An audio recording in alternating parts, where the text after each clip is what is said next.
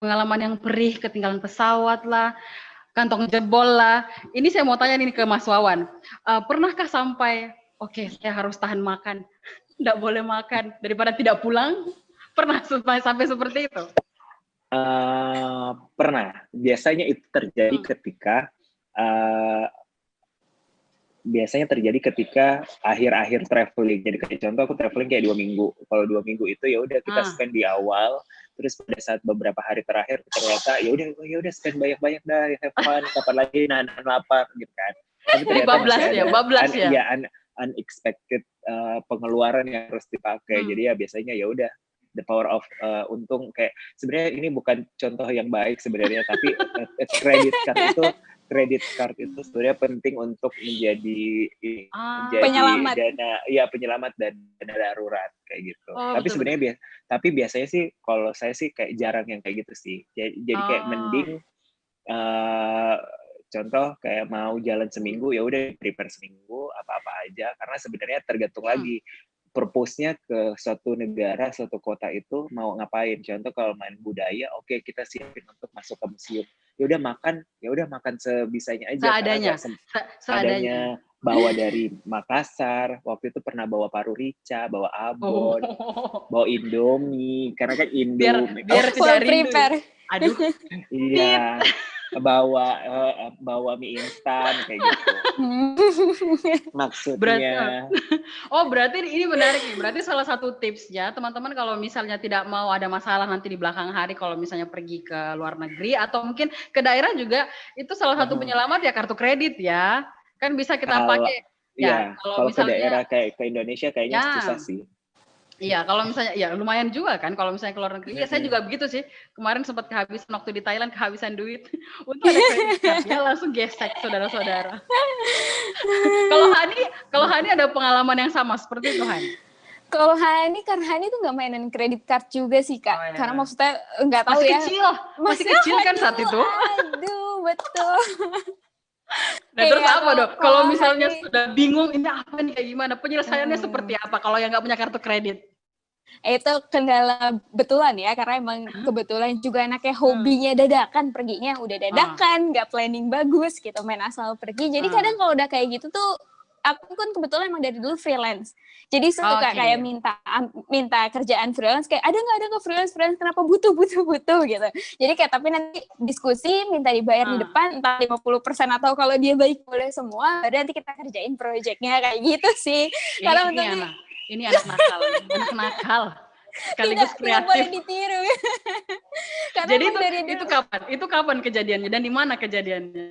Itu pas nekat pergi ke Medan, lagi zaman kuliah, masih kuliah juga. Terus habis pastinya itu duitnya nggak banyak, namanya anak kuliah kan, anak ngekos juga, nekat. Cuman punya 300.000 aku waktu itu, Kak. 300.000 dengan randomnya pas ngelihat ada sebuah akun travel ini ya, kayak misalnya ngecek ada diskon ke Medan gitu kan. Main pesen aja, main berangkat. Udah. Aku nggak mikirin desain kayak gitu. Ini bukan nekat, ini bunuh diri. Ya udah. Jadi saat itu dapat kerjaan dari mana? Ada dari teman. Untungnya ya karena emang dari dulu aku emang freelance juga kan dari kuliah. Entah kerjanya project foto atau desain atau bikin kayak ya semacam itulah. Pokoknya emang kerja yang bisa dari jarak jauh gitu, Kak. Jadi ya udah. Baik banget, pokoknya aku berterima kasih sekali dengan relasi-relasiku.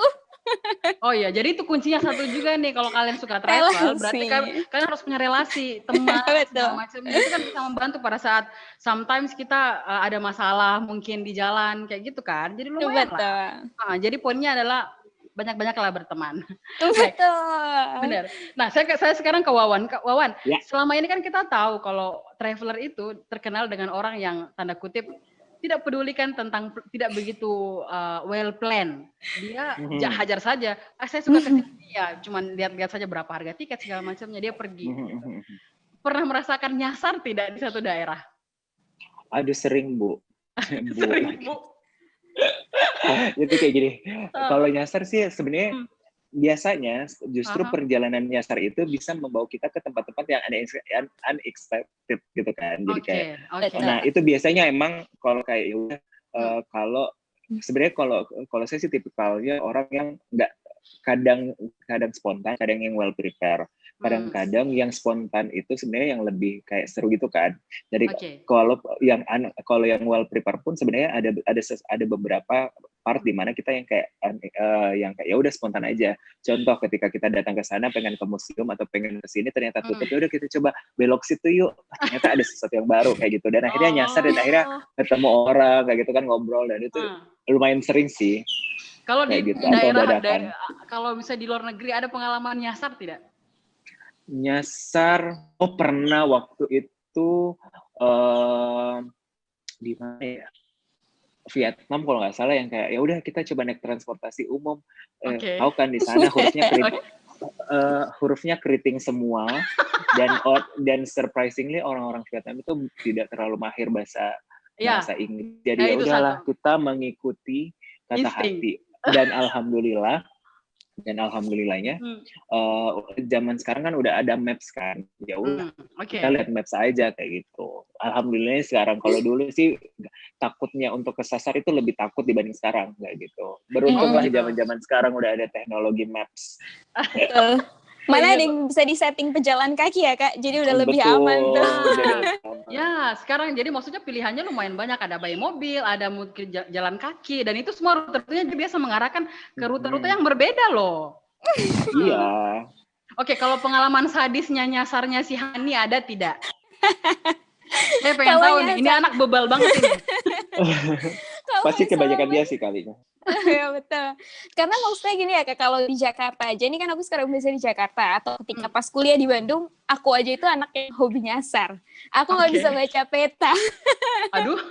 Itu dia, makanya jelek juga sih kayak gitu. Terus, tapi kalau aku sih nggak pernah nganggep itu nyasar Kak. Karena maksudnya nyasar itu adalah bagian dari perjalanan. Ya itu dia, kita banyak nemuin hal yang unexpected, yang surprisingly itu kayak lebih wah daripada apa yang kita planning kayak gitu. Nah, kalau aku sih ya itu dia. Jadi kalau misalnya nyasar ya aku mendingan sekalian. Nanti kalau udah puas di situ baru pindah. Karena kan kalau aku tipikal perjalanannya lebih suka kayak ngobrol sama masyarakat gitu ya kadang-kadang. Jadi berbaur ya. Berbaur. Jadi sambil ngobrol malah sering dengar cerita mereka. Kayak waktu itu aku di Balikpapan jalan, aku bukan orang sana, bawa motor nging nyasar. Waduh, ini di mana? HP udah lowbat kan. Terus tiba-tiba nemuin kayak ada satu perkampungan, perdesaan yang di atas air, dan aku ngobrol sama orang sana, dan terus aku malah dapat banyak cerita, dapat insight yang kalau aku nggak nyasar aku nggak tahu nih gitu. Ya udah, cara menyelamatkan diri tinggal tanya sama orang situ, dan kita kan harus percaya setiap orang itu pasti ada nilai baiknya. Ya udah, tiba-tiba aku dianterin sama salah satu warga, karena setelah ngobrol itu dianterin ke jalanan umum sampai titik tertentu yang setelah dari situ tuh udah aman gitu. Gitu kan saya bilang luar biasa nih anak. Kamu sampai nyasar di mana? Itu daerah mana tadi? Kalimantan apa? Kalimantan Timur. Aku di timur waktu itu, di daerah Balikpapan. Dan itu emang di sana tidak ada transportasi umum? Enggak, aku bawa motor. Iya, maksud saya di sana memang tidak banyak mobil atau motor yang lalu lalang saat itu. Aku masuk Kak ke kampung gitu-gitu tuh anaknya. Nah itu tuh degil. Tuh kan saya bilang degil betul. Nah, Wan, saya kembali ke Wan.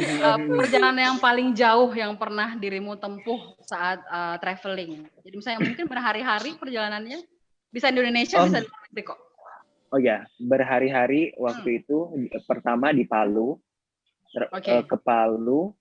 Nyetir hanya untuk melihat salah satu fenomena yang nggak akan berulang sampai ratusan tahun atau puluhan sampai ratusan tahun, itu gerhana matahari. Itu road trip sih, yang kayak kita nyetir road trip ke Palu, itu salah satu travel berapa lama yang nggak pernah ke Palopo. Iya pernah. Palopo 10 jam, Makassar Palopo 10 jam, terus dilanjut lagi 10 jam, ya kurang lebih 30 Bu.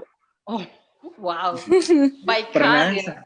Waktu itu juga satu kali yang di Myanmar mau ke Bagan. Kalau nah itu tuh ketemu sama orang baik itu salah satu apa ya, unexpected juga, anugerah gitu. Anugerah ketemu banget. Sama supir taksi, kita pakai supir taksi dengan mobil, kalau mau dibilang sekarang itu Corona itu nggak ada kan, mobil Corolla itu Corona lah. Mobil Corolla. Membayang-bayangi Corona. Mobil Corolla yang zaman dulu. yang udah jadul banget dengan bapak-bapak tua yang sarungan, yang awalnya kita takut naik taksinya, ternyata kita ditungguin ke terminal untuk ngambil bus. Karena kan busnya kalau mau ke Bagan itu nyampe harus naik ke terminal dulu, naik bus 1 hari 1 malam untuk bisa nyampe ke Bagan. Nah dari Myanmar itu, tahu kan kayak tipikal terminal bus yang ada di Makassar. Iya. Itu kayak gitu tuh. Lihat satu-satu mana tulisannya juga keriting semua, Bu. Untung ada bapak sopir taksi yang mengantarkan kita dan mempertanyakan yang mana kalau kita nggak berangkat malam itu kita harus nginap di terminal dengan Carol yang tingginya kayak gini bersama teman-temanku 4 orang. Dan alhamdulillah itu dan akhirnya kita perjalanannya itu juga sehari semalam dan sehari semalam. Ya sehari semalam dan itu perjalanan yang cukup jauh setelah kayak Makassar ke Malaysia. Terus transit ke ini main dulu ke Vietnam terus main ke Myanmar kayak gitu. Sehari semalam ya perjalanan semua. Jadi pesawat dicombine dengan darat ya. Yes. Nah, gimana kalau Hani gimana Han? Perjalanan terjauh. Perjalanan terjauh dan terlama ya. Kalau waktu itu Hani kan pernah stay di Natuna. Waktu itu untuk kayak ada misi di sana lah gitu kan. Oke. Terus sama pas di Natuna ini pengen ke daerah Natuna juga namanya Pulau Serasan. Yang itu tuh harus naik kapal sekitar 18 jam.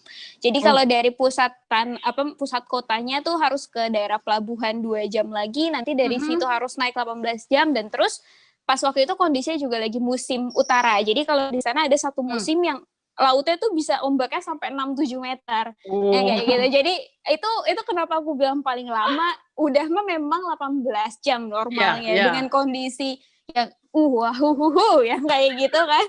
Menguras isi perut juga kan. Ya udah, jadi itu makin terasa lama karena pengalamannya tidak terlalu menyenangkan kan diobok-obok di dalam kapal. Tapi begitu tiba terbayarkah semua? Terbayarkan kayak ya Allah daratan gitu kan, kayak akhirnya aku nggak goyang-goyang lagi, masih kayak kebawa traumanya tuh kayak pas ini masih goyang tuh masih kebawa, tapi itu sangat menyenangkan sih di sana. Itu berarti pengalaman. Nanti pada saat Anda mengendarai naik ke kapal lagi dengan standar oleng yang biasa itu Anda udah militan ya. Udah militan. Sorry gitu. Maaf, saya udah melewati 7 sampai 8 meter ke atas ya ombaknya. Jadi biasa aja nih yang begini. Jadi pada saat orang sudah panik Anda santai aja dong. Iya, sejak itu jadi punya keahlian. Sekarang kalau misalnya ada kapal kecil kayak cuma lintas mau ke pulau kecil, udah bisa tidur di atas atapnya itu loh kan, kalau kapal yang penumpang ada atapnya, udah bisa tidur di situ dengan nyaman. Jadi itu sebuah keahlian yang tercipta. Pengalaman mengajarkan banyak hal. Udah jadi warga lokal. Itu tadi yang paling jauh. Gimana kalau yang paling dekat tapi menyenangkan? Maksudnya unexpected. Oh ternyata asyik ternyata di sini. Saya tidak harus mengeluarkan uang lebih banyak untuk keluar daerah. Ternyata ada loh yang bagus deket. Apa nih? Wawan dulu deh. Aku yang paling dekat dan nyaman pulau-pulau yang ada di Makassar. Itu terbaik pemirsa. Itu aku iri itu. Iya, kamu harus iri. Lanjutkan itu cuma 4 jam dan ternyata di sana lautnya seperti pasirnya itu seperti Maldives yang kayak Tosca putih gitu. Terus main ke Malino, sebenarnya bukan Malino sih, kayak Malino sebelah kanan itu daerah puncak yang ada di Sulawesi Selatan, di atas sebelah kanan itu camping ground yang ternyata ada tempat kayak gitu, kayak bisa lihat pemandangan Makassar di atas dengan lampu-lampunya, dengan cuaca yang sejuk dan nyaman. Terus Jogja gimana? Saingan Jogja tidak? Beda suasana. Kayak Bandung, Jogja, Makassar dengan kan tahu kan Makassar panas nih. Jadi kayak ketika ke atas, ternyata ada seperti kayak gitu. Terus apalagi ya?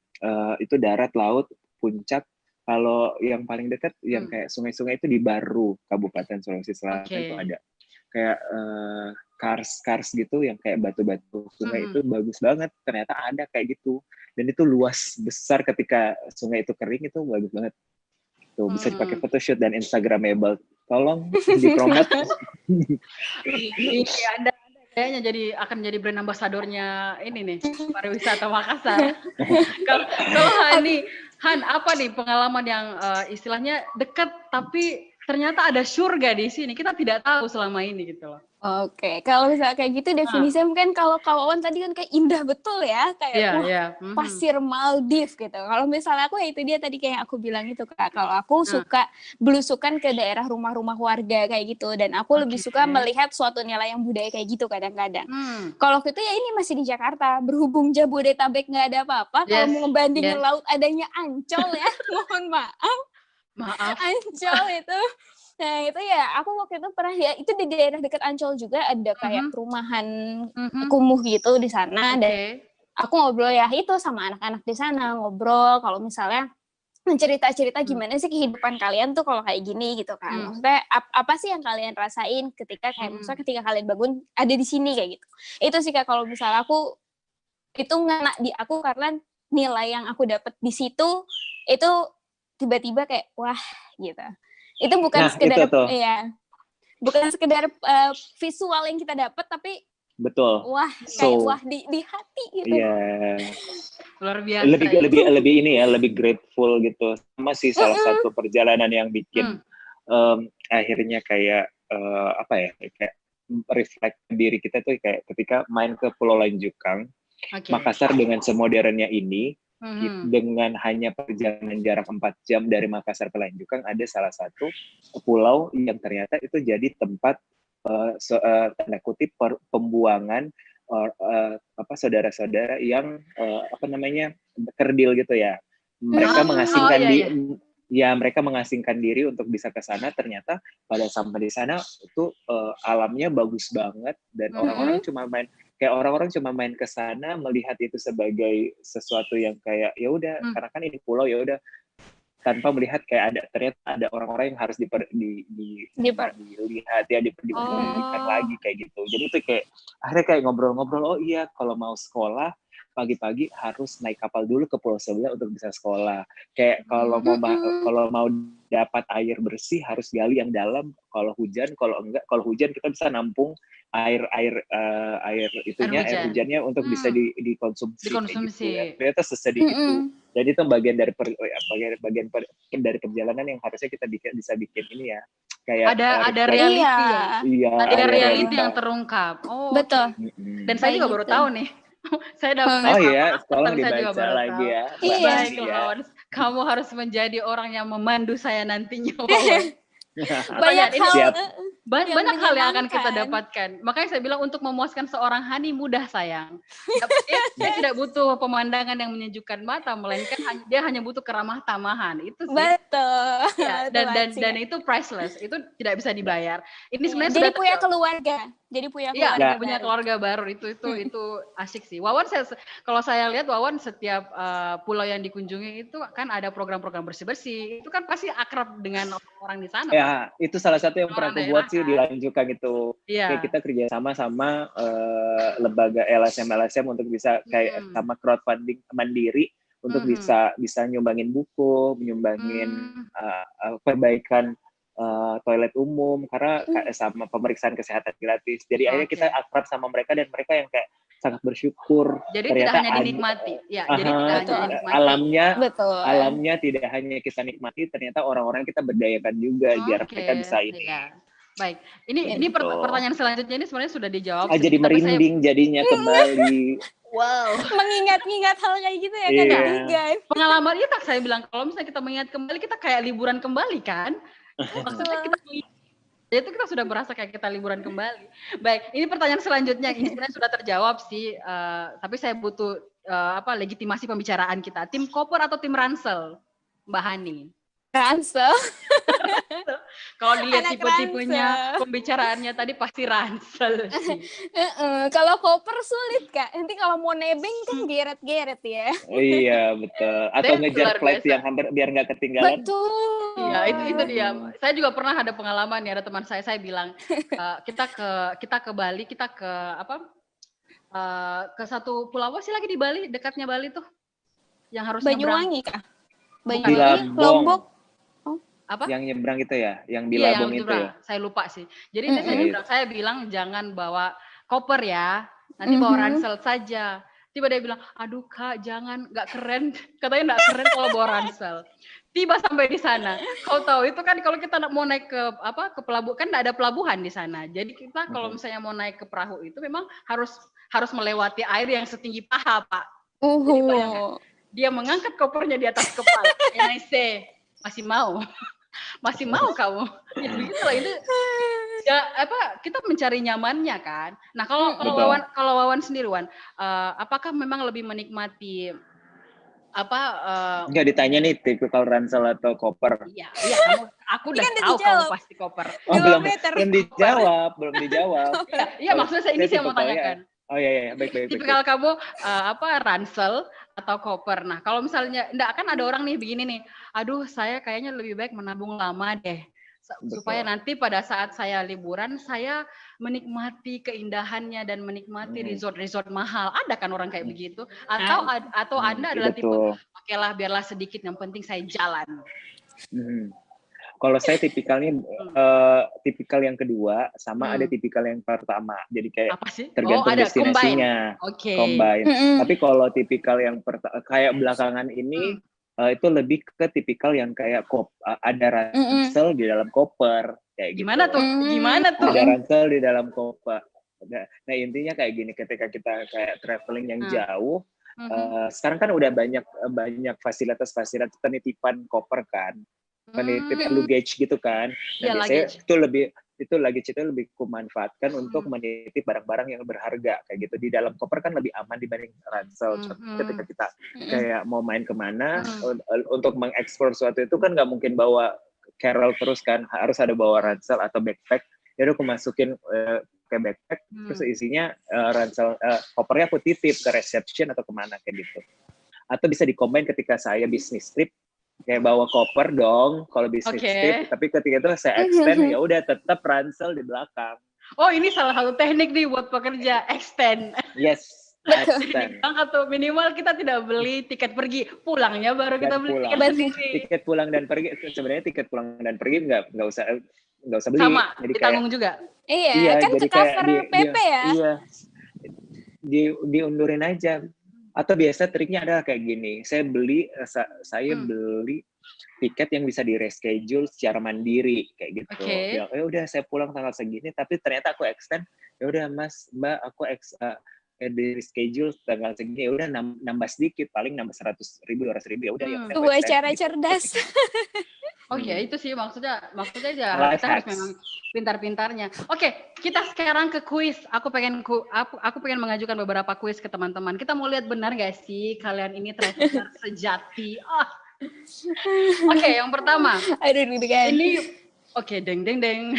Apa? Pertanyaan buat Wawan. Pilih mana? Teman traveling kuat jalan tapi nggak jago foto, atau jago foto tapi malas explore? Lebih suka yang jago explore. Karena gitu. aku jago foto. Tapi foto kamu kan udah cantik jadinya. Nggak apa-apa, kita foto. Bisa diajarin ya Kak ya? Masih bisa diajarin. Disettingkan ya? Yes. Biar aja. Ya, tapi memang menyebalkan sih orang kalau misalnya malas jalan ya. Ini kok buat Mbak Hani, dikasih duit 10 juta atau voucher tiket pulang pergi ke Maldives? Maldives. Kalau saya sih 10 juta aja ya. Kalau saya 10 juta aja, nanti bisa ke beberapa negara tuh. Maldives sih impian. Maldives sih memang impian sih, ya baik. Karena PP-nya aja lebih dari 10 juta Kak, jadi aku hitung di situ aja deh. Oke, baik. Ini buat Wawan nih, penting mana, dompet atau HP? HP. Kenapa? Kalau nggak dompet, lu mau pakai apa bayarnya? Mobile banking. Yes, aduh anak ini. Anak milenial. Paspor bisa dimasukin. Milenial banget ya. Oke, ini buat keduanya ya. Kalau punya waktu 5 jam, kira-kira bisa kemana aja di Makassar?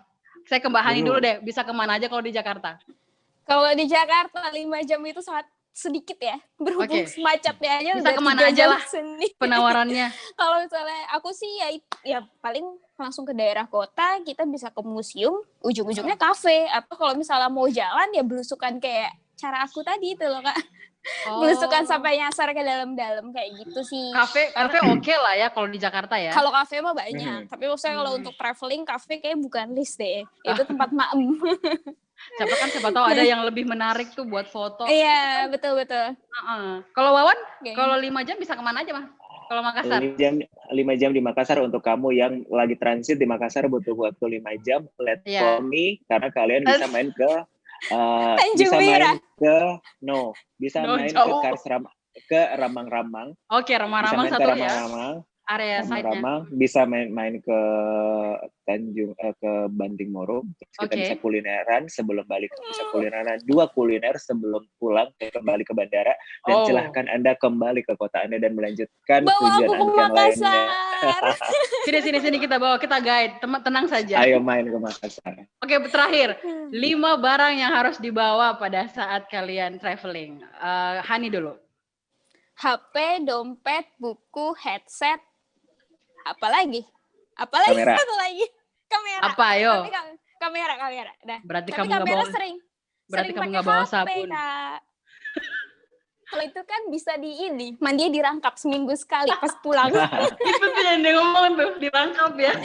Kalau Wawan, 5 barang yang harus dibawa pada saat traveling. 5 barang yang harus dibawa selama 1, ya itu handphone. Oke. Ya handphone, colokan. Terus yang kedua adalah ya buku. Terus ketiga adalah kamera. Keempat adalah kamera. Kelima adalah ya pasti makanan. Buku buat apa? Killing buku time.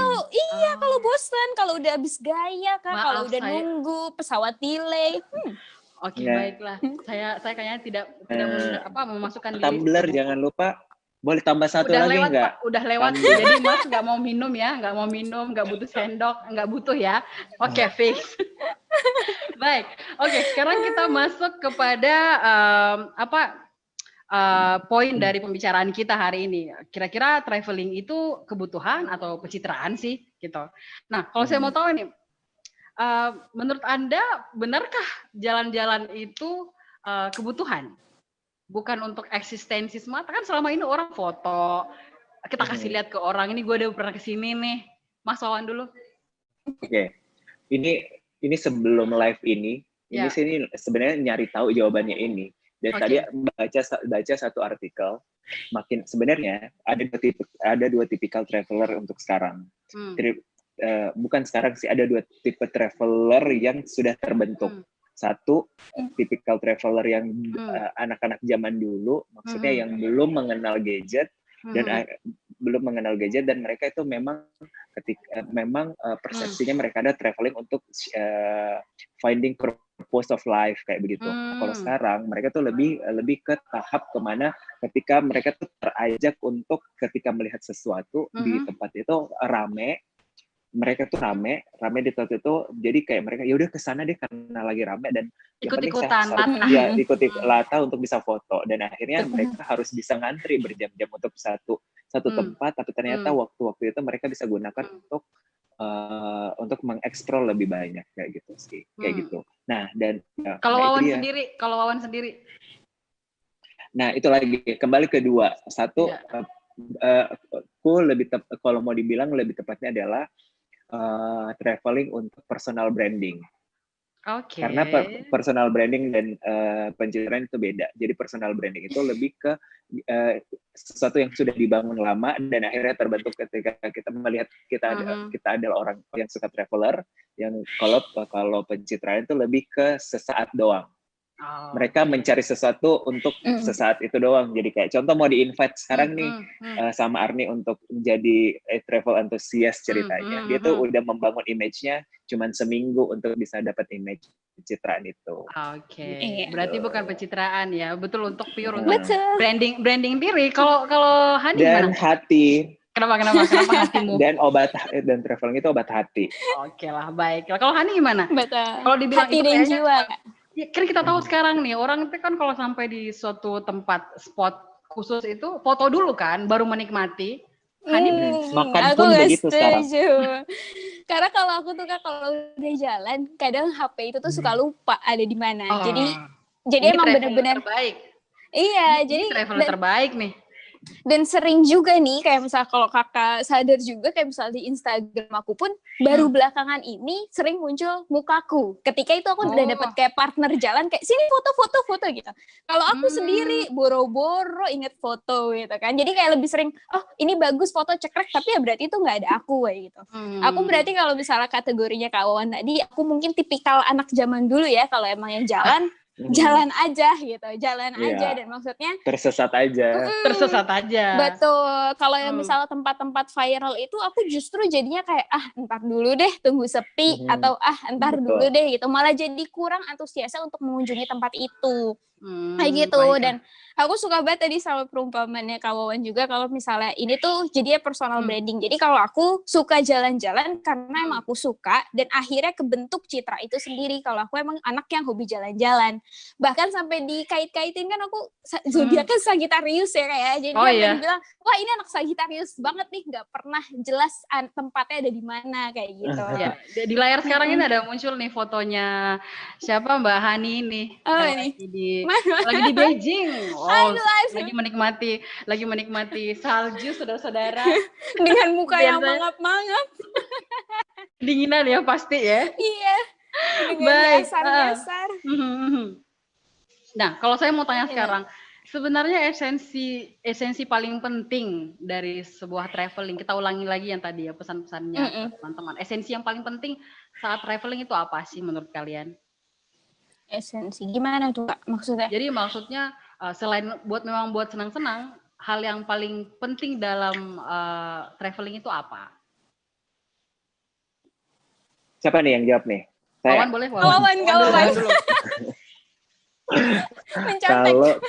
Kalau esensi traveling yang paling kuat menurutku setelah berpuluh tahun terakhir traveling sampai sekarang itu lebih ke rasa bersyukur sih. Ya, berpuluh tahun karena itu lebih ke rasa bersyukur. Kayak banyak kan akhirnya kayak kalau search di Google apa sih tujuan traveling, apa tujuan hidup, solo traveling itu mencari jati diri lah, cari jawaban lah, mencari klise teman banget baru. ya. Nah, mencari teman baru, belajar budaya baru, belajar perbedaan dan lain-lain. Ujung-ujungnya poinnya adalah lebih ke bersyukur. Pendewasaan diri juga ya. Sini melihat orang ya betul. Kita pendewasaan diri juga.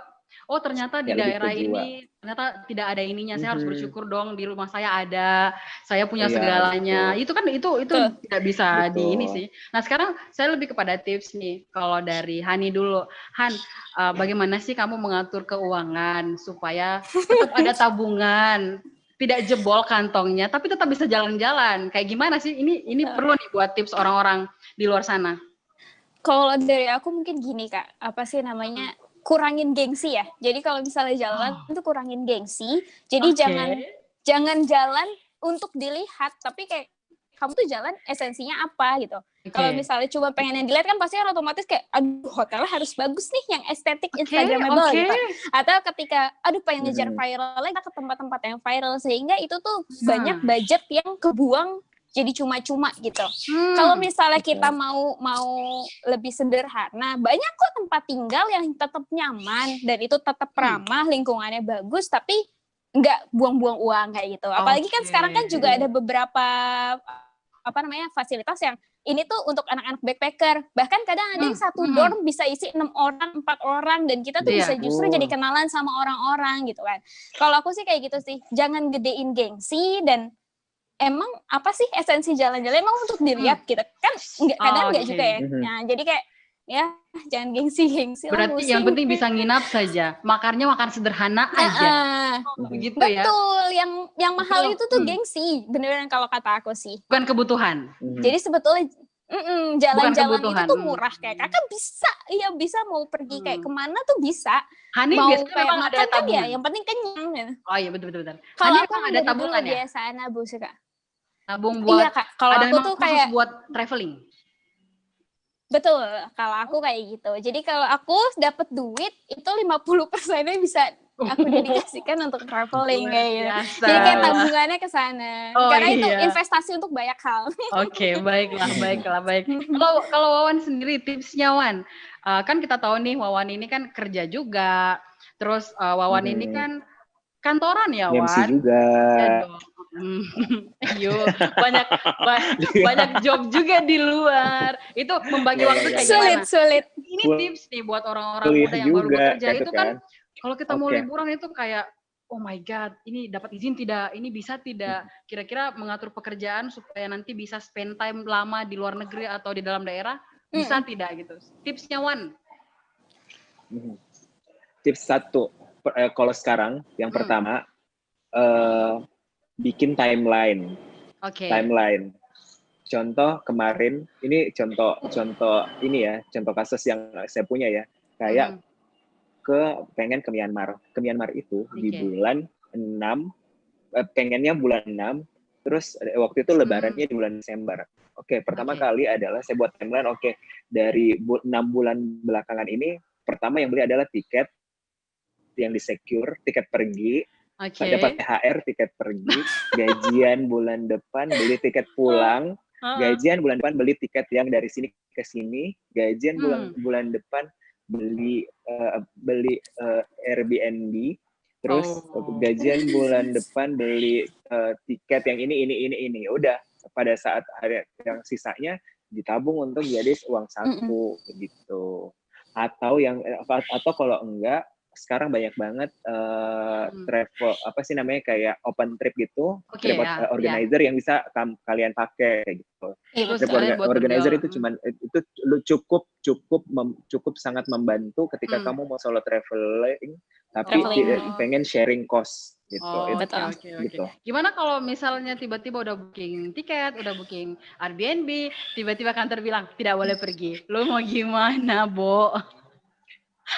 Itu harus jauh-jauh hari sih sebenarnya. Itu kayak izinnya dari jauh-jauh hari ya. Izinnya. Berarti izin dulu. Izin dulu baru.